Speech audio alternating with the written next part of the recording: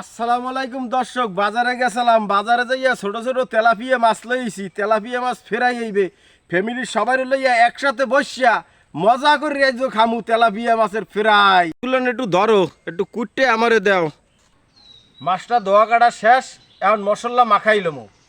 পেঁয়াজ বাটা, হলুদের গুঁড়া, মরিচের গুঁড়া, স্বাদ মতন লবণ, ধনিয়ার গুঁড়া। এখন সবগুলো মশলা একসাথে মিশাই লমু।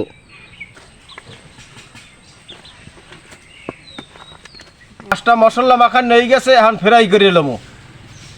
সয়াবিন তেল,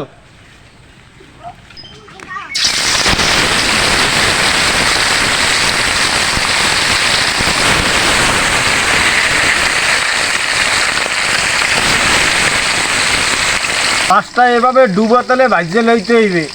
দেই এক পিঠ হইছে নি।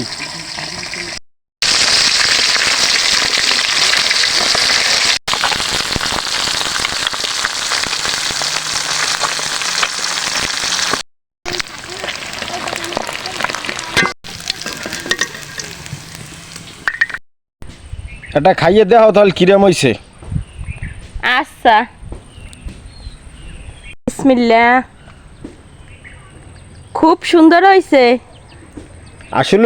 আসলেই খুব সুন্দর হয়েছে। মাছটা ফ্রাই খুবই ভালো হয়েছে। আর তোমার হাতের রান্না তো এমনিতেই মজা। কালারটা হয়েছে কি মাছের। আলহামদুলিল্লাহ খাইতে বইছি।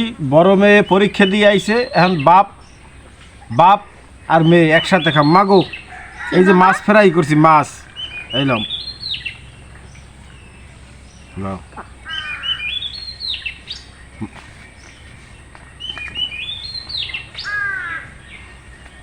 মাছ ফ্রাই, সাথে আছে ডাইল, পাটের শাক। অনেকে পাটের শাক চেনেন না, নাল্লিয়ার শাক। এই যে নাল্লিয়ার শাক আর ডাইল, সেই একটা মজার খাওয়া হইবে। সাথে থাকবে মাছ ফ্রাই। আয়শা,